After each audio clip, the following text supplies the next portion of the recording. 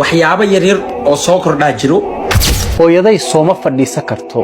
meesha aniga iyo xaaskaygu aan uga wada hadlayno arrimaha qoyskeena shaqo kuma lahan kalena tashamaayo boosna uma banaana yaa qofka aan kala tashanayo waa xaaskayga talada waalidkiina faa'iido leedahay waxa ogaanay markaa weydiisi sax waay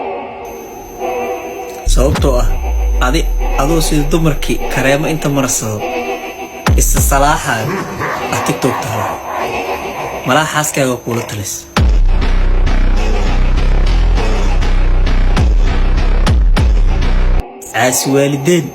عسوالدين إلى تحن هذا كم وقتها